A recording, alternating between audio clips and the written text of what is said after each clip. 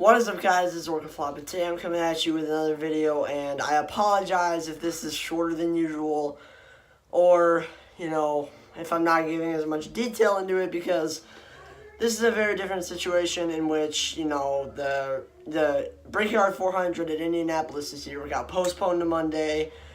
Wasn't able to see much, but I was in home before Stage 2 ended. So I got to see the end of the race and go on from there. But I missed all of Stage 1. And sadly, I looked at my phone at the worst possible time. And I'll get to that later in this review. But this is the 2018 Cup race at Indianapolis race review. Let's get on to it. So Stage 1 starts. You have... I don't know much because I missed all of Stage 1 because I was in school. So, I believe it was Kevin Harvick and Kyle Busch that started up front. Kyle Busch and Truex fell back, and I guess they had bad days from there on out. And it seemed like the Stewart-Haas cars were strong, as I guess Kevin Harvick led some laps, Kurt Busch led some laps. And then at the start of the race, I guess Bubba Wallace and another lower funded car, probably the 50, I think it was the 51, they crashed. And they were immediately taken out, and then Alex Bowman and AJ Allmendinger, they crashed. AJ Allmendinger, I didn't see the rest of the race, but I did see Alex Bowman. But he had heavy damage, and so that happened, and Alex Bowman was never really a contender from there. And let me remind you guys that this was the last race of the regular season for NASCAR. Next weekend, we head to Las Vegas to start round 1 of the playoffs, or the round of 16. Just letting you guys know that. So Bowman and Allmendinger spun out. I guess Bowman wasn't affected that much in the points. Then we restart. Harvick and Bowyer up front. Bowyer gets the better jump, and lo and behold, I'm in my freshman seminar class. I take a quick look at my phone to see what happens. I click on the battle cam. And Truex is blown an engine.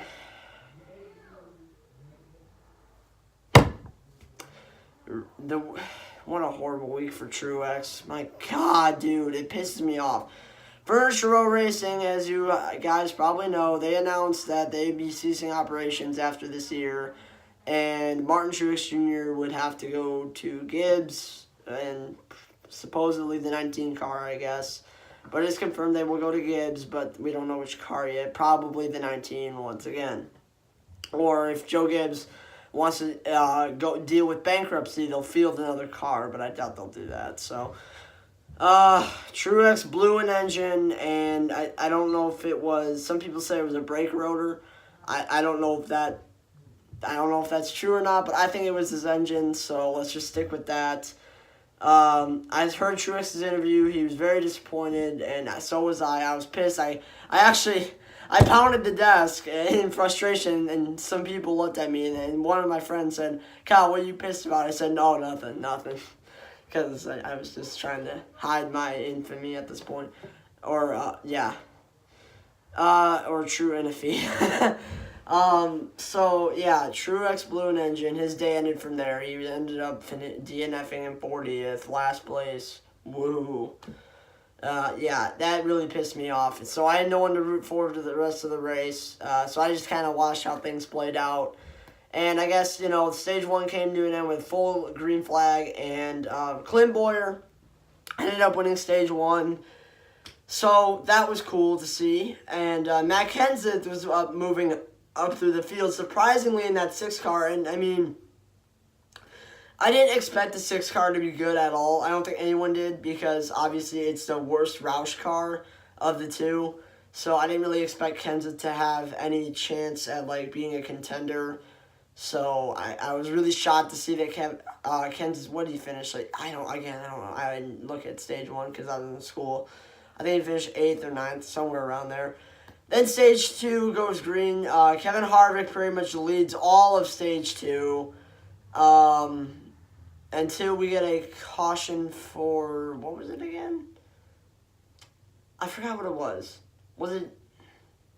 Again, I was in school. I was watching on the bus at this point.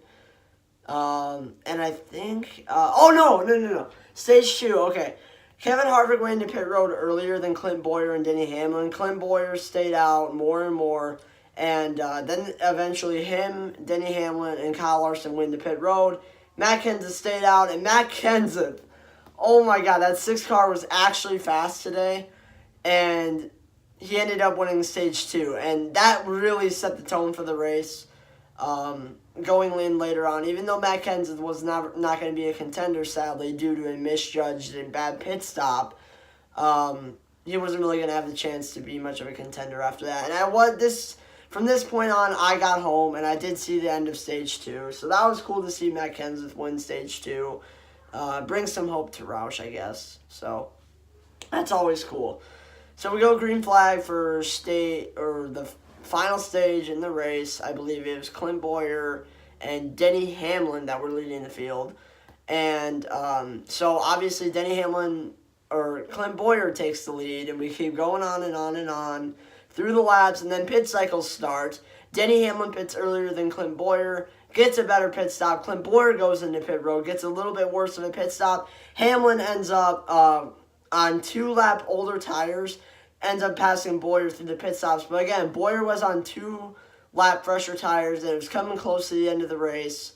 And, Bowyer was slowly catching him because there's no beating a dead horse. We know how bad this aero package is. I'm not going to get into that. I've gone into it with past videos, with Rowdy Smokes podcast. I mean, I have gone on and on and on. I'm just at this point of being a dead horse. So, Clint Bowyer was slowly catching Denny Hamlin, and then a caution comes out for, what was it again? I think it was debris. Yeah, it was debris on the front stretch, and I was really pissed because, again, NASCAR with their inconsistent debris cautions, that still made Hamlin in the lead. But Brad Keselowski, who was staying out on a different strategy with Jimmy Johnson, Ryan Newman, and one other person, I forgot who it was. But Jimmy and Newman had already pitted, and Brad Keselowski went into pit road at the perfect time. He got into pit road before the caution came out, so Keselowski was able to get the freshest tires, and ultimately Keselowski would get sent to the back a little bit. But we go green again. Hamlin takes the lead once again from Bowyer. Bowyer slowly closing in, and Brad Keselowski was moving up through the field and moving up and up, and he eventually got to third place. Austin Dillon hit the wall because he got in contact with Joey Logano, but that was not a caution until Joey Gase and Landon Castle decided to crash hard in turn 3, and Joey Gase ended up going in the air, I think. Was it Joey Gase? I forgot it was in the 23. I don't know these lower funded teams. It was probably Greg Golding. Who knows? But the 2 underfunded teams wreck hard, and the 23 gets into the air, and they're both done, and that brings out a caution, and I'll get onto that later as well with Denny Hamlin. So we go green. We know Brad Keselowski's got newer tires than Clint Bowyer and Denny Hamlin. Jamie McMurray was staying. Oh, the previous restart, Jamie McMurray stayed out, by the way, and he's in a must-win situation to get into the playoffs, and he kind of was messing with Bowyer on that restart, and just point that out. On this restart, though, Clint Bowyer spins the tires, chokes up, and falls back, while Brad Keselowski is right behind Denny Hamlin. It's 3 to go. Keselowski's closing in on Denny Hamlin, and ultimately, next thing you know, Denny Hamlin and Brad Keselowski are bumping and banging, side to side drafting and everything, and Brad Keselowski ultimately takes the lead from Hamlin. Eric Jones is in the mix in third, and Brad Keselowski won the Brickyard 400. And I'm really happy for Keselowski. It's back-to-back wins, 2 in a row for Keselowski. Won the Southern 500 on a late race restart, and now wins the Brickyard 400 on a late race battle for the win restart. Now I'm questioning if we want to remove Indy off the schedule, because the last 2 years we have gotten some pretty good finishes at Indianapolis, and I'll get into why I actually think this race was really good. So obviously, in one of the coolest finishes ever, Brad Keselowski and Denny Hamlin bumping and banging side by side. Winning, and Brad Keselowski ultimately cleared Hamlin because he was on fresher tires, and he won the Brickyard 400. 2 in a row for Roger Penske and Brad Keselowski, and that was ultimately Roger Penske's first Brickyard 400, and I was really happy for Roger Penske considering he also won the Indy 500 with a little power. But obviously he wasn't there. He was in Laguna Seca for the IMSA race because he has 2 Acura DPIs racing in the prototype division. Congrats to Brad Keselowski. I was really happy for him to go back-to-back. Him and Truex are my top 2 drivers, in my opinion. So, cool to see Brad Keselowski do that. He goes to 4th in points. And Kyle Busch is the regular season champion. I hate when they do this.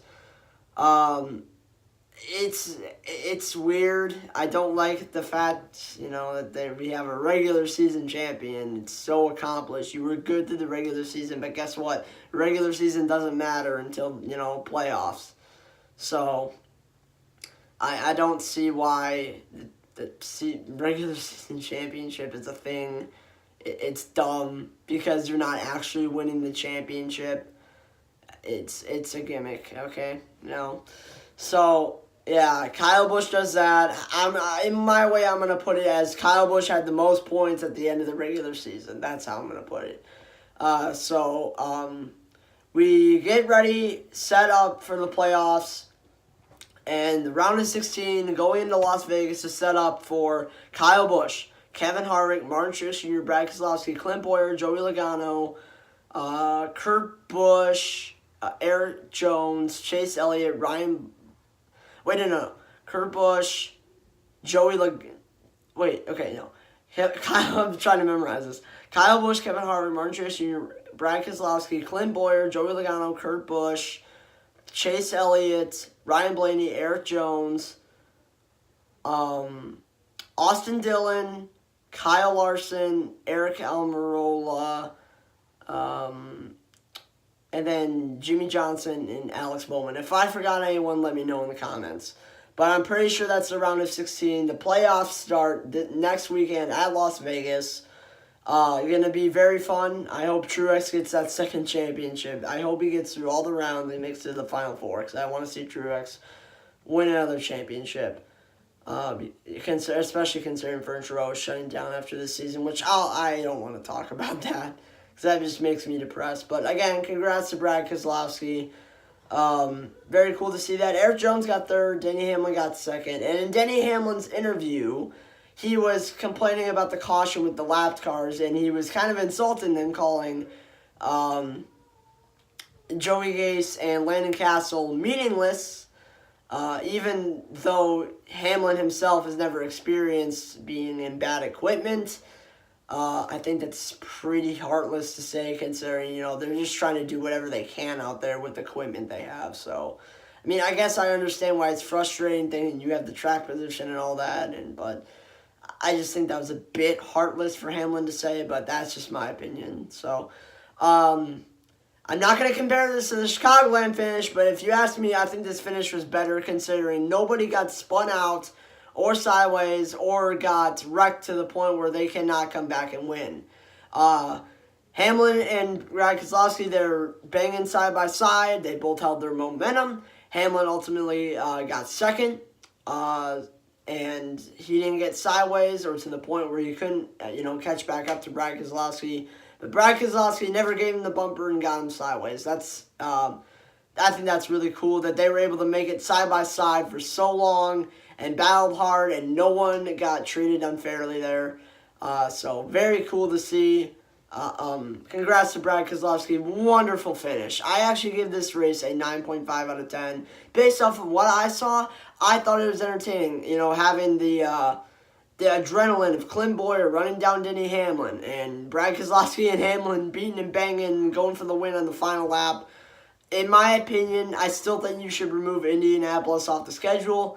But it's cool how, back-to-back years we have had good finishes at Indianapolis, and I hope that continues to be however long last Indianapolis will be on the schedule. And another thing to point out, the Xfinity race was good too. I was able to see that in my lunch hour. today. I got to see Allgaier win. I believe he won the regular season championship, or it was Christopher Bell, one of the two. Again, though, gimmick, regular season championship, not needed. So, again, 9.5 out of 10 for Indianapolis. Perfect race, in my opinion. I like the strategy calls of pitting, late or staying out to win the stages. Kind of like a road course strategy.